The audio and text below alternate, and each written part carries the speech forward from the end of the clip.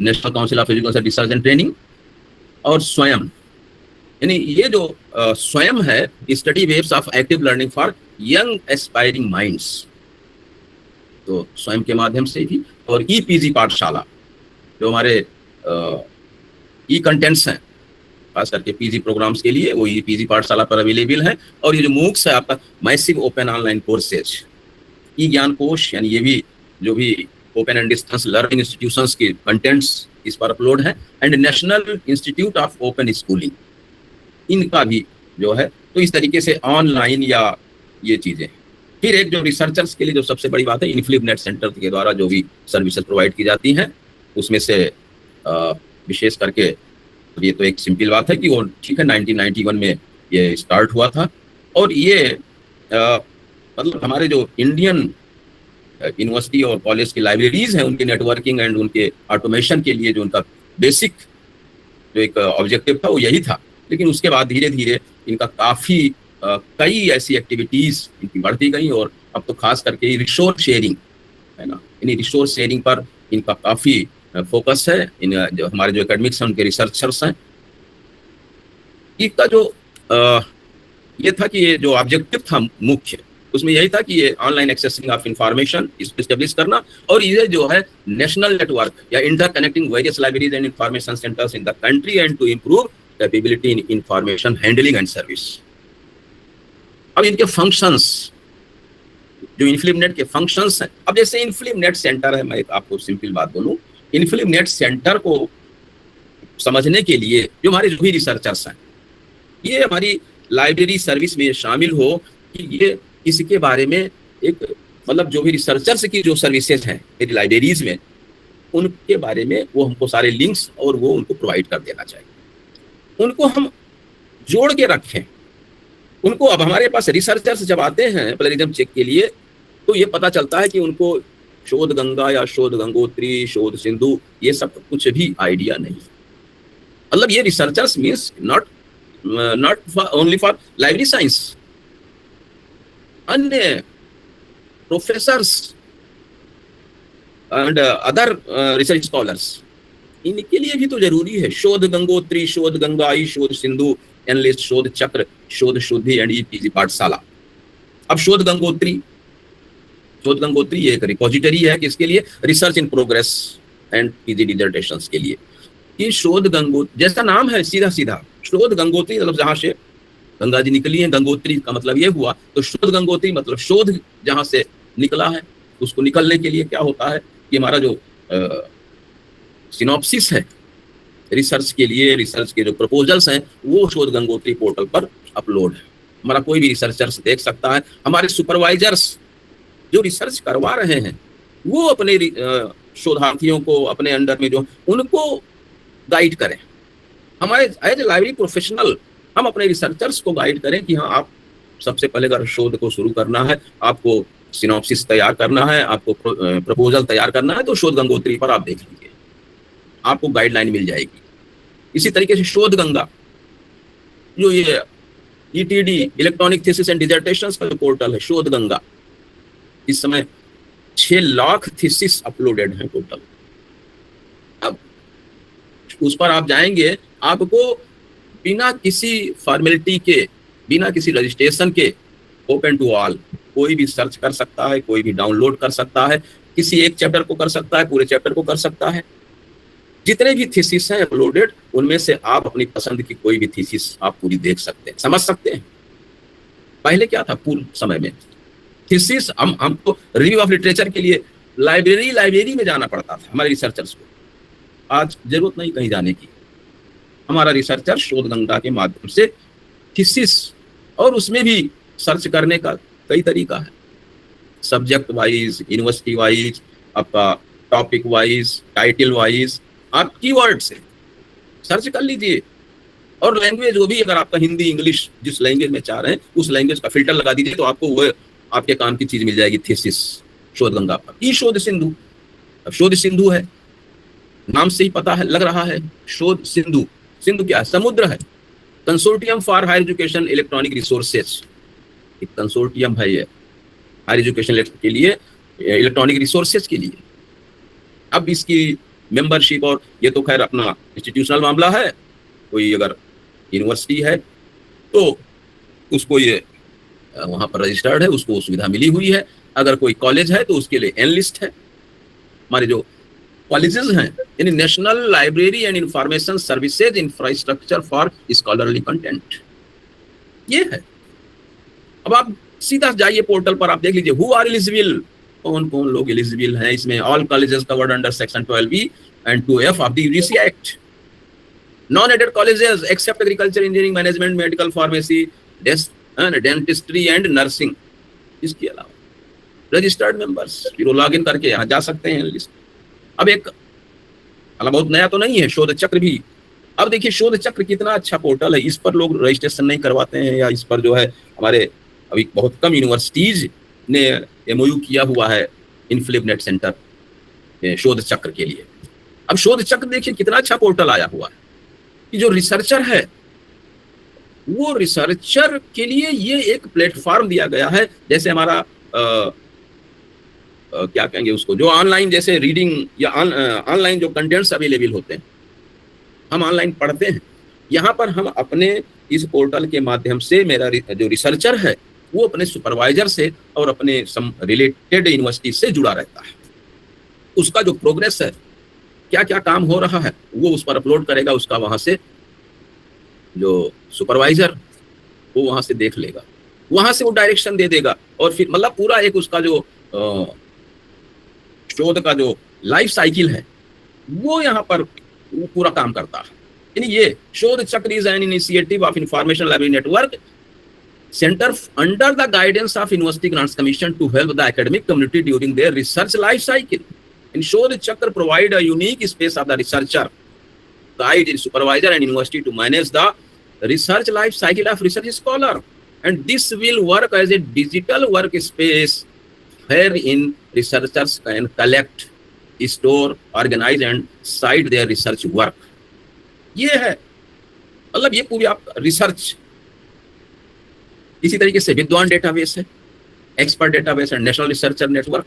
विद्वान is the premier database of profiles of scientists, researchers and other faculty members working at leading academic institutions and other R&D organizations, research and development organizations involved in teaching and research in India. It provides important information about experts' background, contact address, experience, scholarly publications, skills and accomplishments, researcher identity, etc. ये है, आपको किसी भी subject expert को search करना है, किसी को रिसोर्स पर्सन चाहिए, विद्वान डेटाबेस पर जाइए ना। किसी को किसी पर्टिकुलर टॉपिक पर कुछ डिस्कशन करना है, कुछ काम करवाना है, कुछ लेखन कार्य करवाना है, विद्वान डेटाबेस से आपको मदद मिल जाएगी। The database developed and maintained by Information Library Network Center with financial support from the National Mission on Education through ICT, NMEICT. And the database would be instrumental in selection of panels of experts for various committees, task force established by the ministries or government establishments for monitoring and evaluation purposes. Yeah. विद्वान database who can join, कौन join कर सकता है? कोई भी awardees है, कोई post graduate है। तो ये जो विद्वान डेटाबेस, कितने एक्सपर्ट्स, इतने पब्लिकेशंस, इतने ऑर्गेनाइजेशंस, ये एक पूरा डेटाबेस है। अब आता EPG Pathshala, a gateway to all PG courses. ये EPG Pathshala, UGC MOOCs, E Pathya and अध्ययन। तो ये EPG पाठशाला क्या है? एक gateway to all post graduate courses, पूरा उसका एक गेटवे है। E Adhyayan, e books, UGC MOOCs online courses या ऑफलाइन एक्सेस, ई पाठ्य लो इस तरीके से। और हम इसके बाद आते हैं जो जिसकी बड़ी चर्चा होती है, अक्सर हमारे सोशल मीडिया पर या हमारे व्हाट्सएप ग्रुप में आते रहते हैं कि 4 करोड़ बुक मोबाइल पर। किसके लिए कहा जाता है? ये जो NDLI है, national digital library of India, ये जो national digital library of India है, अब इसके प्रति अवेयरनेस भी तो चाहिए। हमारे यूजर्स को अवेयर कौन कराएगा? ये हमारे लाइब्रेरी प्रोफेशनल्स, हम आपको ही कराना होगा ये काम। पहले हम इसको समझें, फिर हम अपने यूजर्स को कैसे उनको जोड़ें। उनको ये नहीं मालूम है कि ये सब फ्री है या आप एक्सेसिबल है, इसके लिए किसी लाइब्रेरी में जाने की जरूरत नहीं है। हम उनको प्रॉपर अगर ओरिएंटेशन दें, उनको प्रॉपर जो है इसके बारे में थोड़ी सी गाइड कर दें, मतलब एक लाइब्रेरियन या एक टीचर का जो रियल में उनका जो काम है वो तो यही है कि अपने यूजर को या अपने मतलब स्टूडेंट्स को, अपने जो है छात्र को, वो क्या इंटरेस्ट पैदा कर दें। इंटरेस्ट पैदा कर दीजिए, आप देखिए वो सब पढ़ लेंगे, सब अच्छे से करेंगे। अब हम इंटरेस्ट पैदा करने के लिए हमको काम करना होगा। हमारे पास अगर लाइब्रेरी में कोई ऐसा आकर्षण, ऐसा इंटरेक्शन नहीं है, हम कोई बहुत अच्छी दुकान खोल करके बैठ जाएं और उसमें अगर हमारे यूजर्स को ये ना, हमारे जो कस्टमर हैं उनको ये ना पता चले कि यहाँ क्या चीज़ है और कैसे। जैसे बहुत बड़े जो शोरूम होते हैं, हमारे सामान्य लोग कहाँ जाते हैं, उसके अंदर जाने से डर लगेगा ना कि अरे वो बहुत सब महंगा होगा या आप पता नहीं क्या होगा।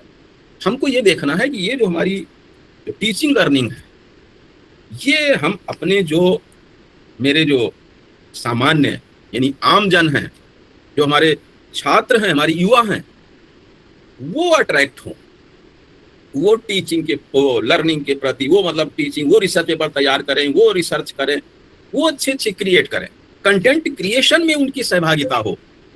हमारी जो यूनिवर्सिटी के, कॉलेजेस के, जो स्कूल्स के जो टीचर्स हैं, वो उसमें अपनी योग्यता को दिखाएं कि भैया ये कंटेंट्स, और वो फिर लाइब्रेरी प्रोफेशनल उसको क्या करे कि इतना सही से उसको मैनेज करे, उसको ऑर्गेनाइज करे।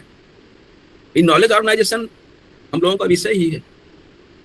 ज्ञान को हमको उसको मैनेज करना है, अरेंज कर, ऑर्गेनाइज करना है। किसके लिए? For retrieval. जिसको जो चाहिए उसको वो मिल जाए।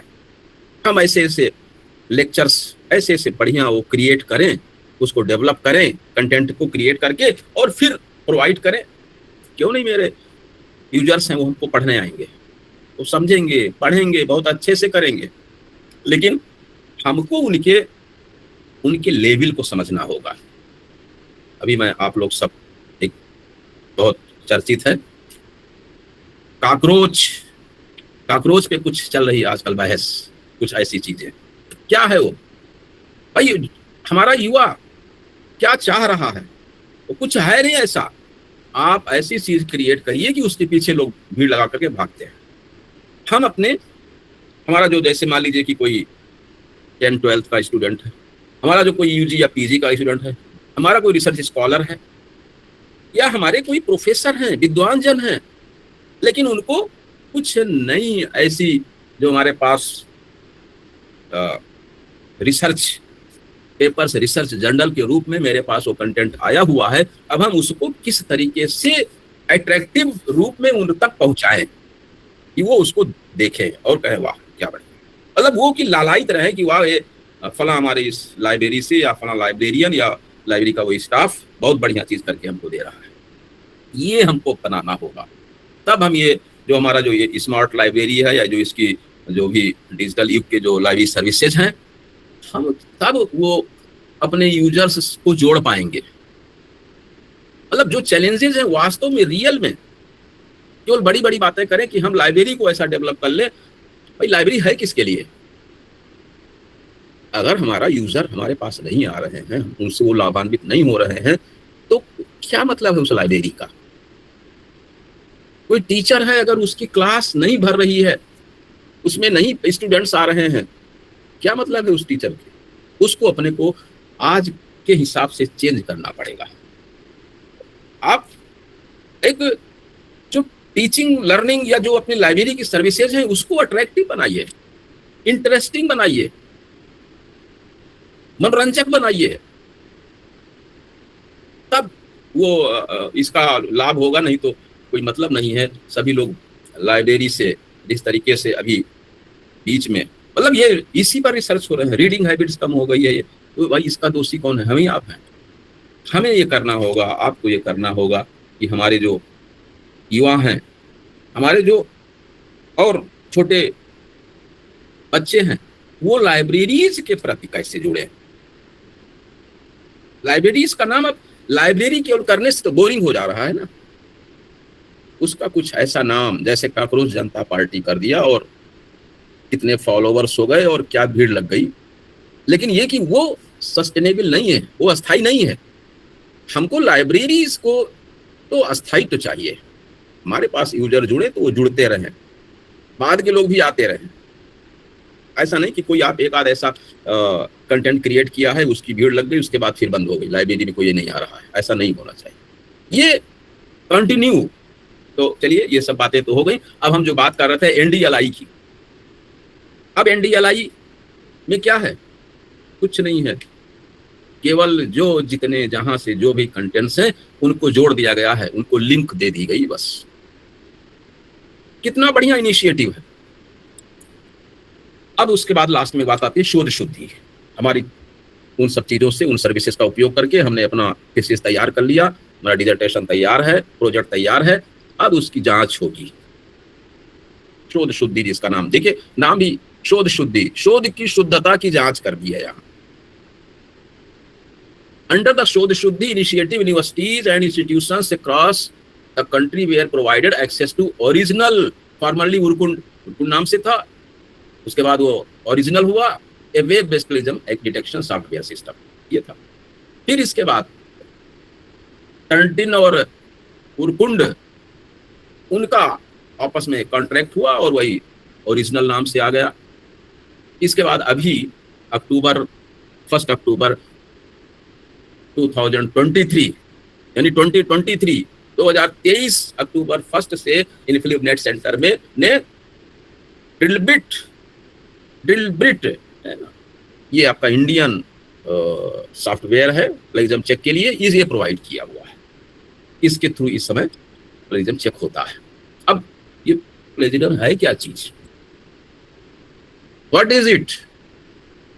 अब इसके जो टाइप्स हैं, इसके सिनेरियो यानी कॉमन मिस्टेक्स हैं, बेसिक गाइडलाइंस हैं, रिसोर्सेज हैं, ये stealing, patch working, insufficient paraphrasing है ना, मिसक्वेटिंग, सेल्फ प्लेजियम। प्लेजियम चेक शुरू हुआ तो ये बात आती थी कि ये तो मेरा पेपर है सर, ये तो मेरा ही पेपर है, इसको पकड़ लिया। नहीं, सेल्फ प्लेजियम में आएगा यदि आपने कोई एक पहले एक पेपर लिखा, एक बुक लिखा। हमारे जो बहुत पुराने विद्वान थे, विद्वान लोग क्या करते थे, एक पुस्तक, एक बुक लिखी, फिर दूसरी लिखी, अब उन दो को मिला करके एक तीसरी भी बन गई, अब 3 बुक हो गई, थोड़ा लिया, कुछ और ऐड किया, चौथी बुक निकल गई। बुक्स 10 बुक 20 बुक पब्लिश हो रही है। आज का जो हमारा युग है सेल्फ प्लेजियम में, वो आ जाएगा, अब इतना आसान नहीं रह गया है।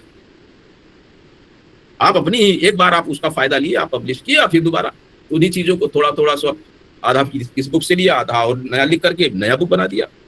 अब इतना मतलब एक प्रकार से अब इतना आसान नहीं रह गया है। ये कुछ एंटी प्लेजियम के सॉफ्टवेयर हैं, जैसे टर्नटिन है, उर्कुंड है, ड्रिलबिट, ऑथेंटिकेट है, क्रॉस चेक है ना, डब्ल्यू कॉपीफाइड और वर्ल्ड चेक, ये इस तरीके से हमारे कुछ वो। अब प्लेजियम चेक के कुछ जो है ये जो सिमिलरिटीज आती हैं, यानी अगर अप टू 10% है तो एक्सक्लूडेड है, आप सबमिट कर सकते हैं। अगर 10 से ऊपर है और 40 तक है तो इसके लिए विद इन 6 मंथ रिवाइज्ड आपको आपकी थीसिस आपको सबमिट करनी होगी, आप पेपर को। सिमिलरिटीज अबव 40 to 60, 40 से ऊपर और 60 तक है तो 1 साल के लिए डिबार हो जाता है, वो थीसिस सबमिट नहीं हो पाता। एंड सिमिलरिटीज अबव 60% वो फिर रजिस्ट्रेशन ही कैंसिल हो जाता है। ये अब जो बेसिक गाइडलाइंस है कि अवॉइड प्लेजियम के लिए, तो ये कुछ हमारे ये पॉइंट्स हैं। If you use 4 lines block code indented 1 inch और 2.5 centimetre from each margin and side source. अच्छा एक चीज और कि अगर आपने प्रॉपर साइट किया है तो वो प्लेजियम चेक से आप बचेंगे। अब प्रॉपर क्या है, जैसे अगर कोई कोटेशन को आप इन्वर्टर कामा में लेते हैं, होता क्या है कि आजकल हम लोग टाइप कराते हैं या हमें मान लीजिए नहीं आइडिया है तो इन्वर्टर कामा लगाते समय एक स्पेस दे देते हैं, वो गलत है। स्पेस दे देंगे तो इन्वर्टर कामा के अंतर्गत तो रह ही नहीं गया। तो ये कुछ छोटी छोटी बातें हैं, उनको अगर हम लोग ध्यान दें तो प्लेजियम चेक की समस्या इतनी ज्यादा नहीं आएगी, मतलब ये नहीं होगा। अब हमारा जो लास्ट है ONOS, one nation one subscription, ये एक बहुत बड़ा इनिशिएटिव है गवर्नमेंट ऑफ इंडिया का, कि जो चीज़ कुछ हमारे बड़े इंस्टीट्यूशंस को ही कुछ चीज़ें प्रोवाइड हो पाती थी, छोटे इंस्टीट्यूशंस को भी सोच भी नहीं सकते थे कि हम ये जर्नल या ऐसे रिसर्च पेपर्स हमारे यहाँ भी आ पाएंगे। अब हो गया वन नेशन वन सब्सक्रिप्शन, हमारे सभी को, चाहे वो सेंट्रल गवर्नमेंट की कोई इंस्टीट्यूशंस हो या स्टेट गवर्नमेंट की, हमको ये कुछ जो बड़े वो हैं, यानी जो हमारे बड़े बड़े पब्लिकेशन हाउस हैं, उनके पब्लिकेशंस को गवर्नमेंट ऑफ इंडिया द्वारा, मतलब गवर्नमेंट ने परचेज किया और फिर वो प्रोवाइड कर दिया गया, और ये काम भी इन्फिलिनेट सेंटर के माध्यम से मिला हुआ है। अब ONOS का प्रयोग बहुत कम आ रहा है। ऐसे रिसर्च आए हैं कि इसका प्रयोग बहुत कम, क्यों? क्योंकि इसके लिए हमारे यूजर्स को, हमारे रिसर्चर्स को अवेयर नहीं किया गया है। हमारे प्रोफेसर्स को, हमारे जो टीचर्स हैं, वो अवेयर नहीं है कि हाँ ये ऐसी चीज़ें हैं, ये अवेलेबल हैं और कैसे मिल पाएंगी। फ्री ऑफ कॉस्ट अवेलेबल है, लेकिन वो नहीं जानते हैं। तो हम कहीं ना कहीं ये है कि हम लोगों को इस तरीके की अपने हर लाइब्रेरीज में ऐसे जो है कुछ ओरिएंटेशन प्रोग्राम्स किए जाएं और उनको ये मतलब अवेयरनेस